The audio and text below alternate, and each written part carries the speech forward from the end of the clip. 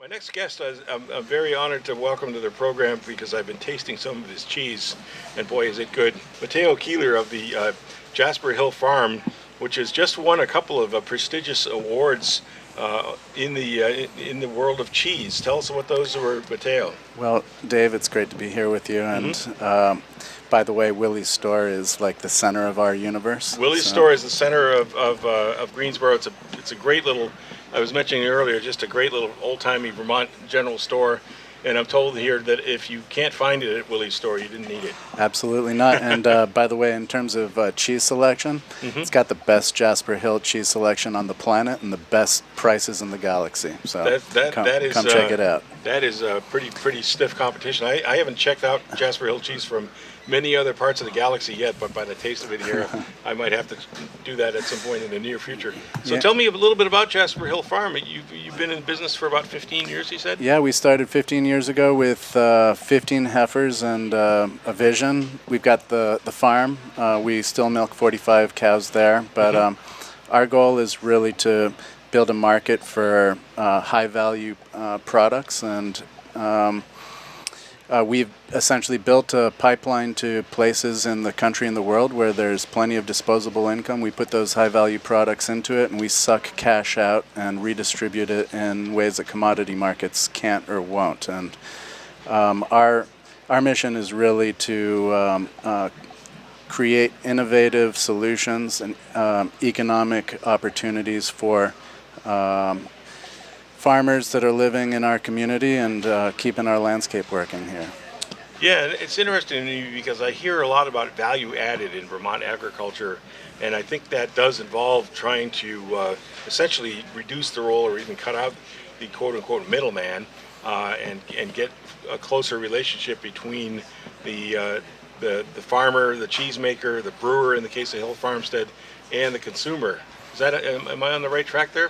Well, to a large extent, we consider ourselves an exporter, and in order to really succeed, because one cow can produce around 15 to 1,800 pounds of cheese per year. Wow! So there isn't really a market large enough to soak up the value-added production of the cows that are in Vermont, and Vermont has always been an export-oriented dairy state, and we kind of fit that mold. We're really plugging into high-end markets in New York, Chicago, Atlanta, San Francisco, LA, Houston, Dallas, anywhere that fine cheese is served, you'll find our cheeses there. Excellent. And we have a plate in front of us here. In fact, this morning I've been sampling each of these three, and this tastes like a cheddar on the left here. I don't see a sign on it. But, yes, so that's a cave-aged cheddar. It's made at Cabot Creamery. We select this cheese and then ripen it in our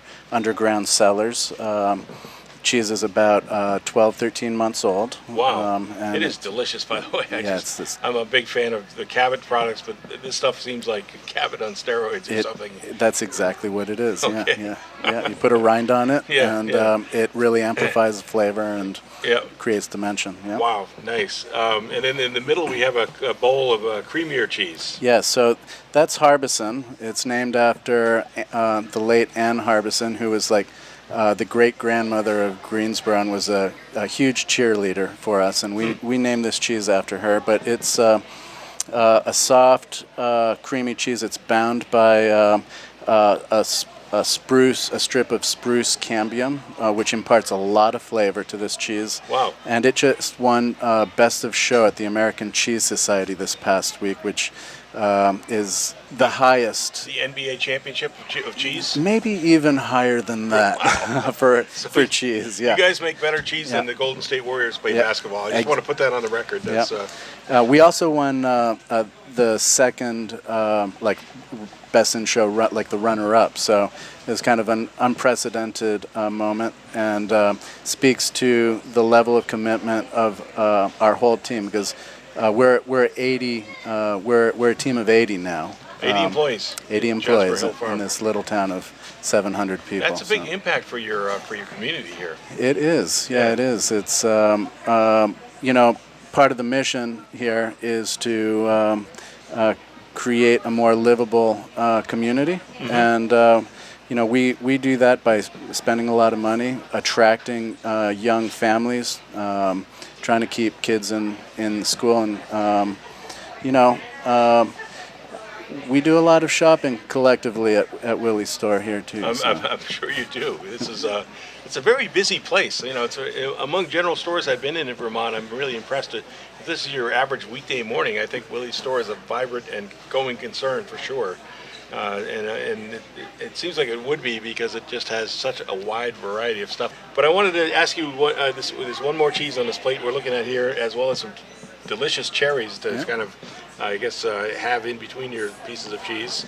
And what is that one there? So this is Alpha Tolman. It's a hard-cooked press. It's like an Alpine-style cheese, like a Gruyere type cheese, and it's named after a historical figure, a farmer in Greensboro who is named Alpha Tolman. Wow. And who built the library and school back in the late 1800s. So. I had never heard Alpha as a first name before, except for like alpha male or something like that. Yeah. Maybe he was the alpha male of his day. I don't know, but that is pretty amazing. And again, another delicious cheese. I would say, just my own personal taste, my favorite is probably the cheddar. It just knocked my socks off. I mean, they're all absolutely spectacular, but the cheddar was like, holy cow. It must come from a holy cow. It does, yeah. Well, a bunch of them. A bunch of holy cows. And Mateo Kehler, I just wanted to see your thoughts about Greensboro in general, and what are the what's good about being here, and what's the biggest challenge facing a business person in Greensboro, Vermont, in say the next 10 years?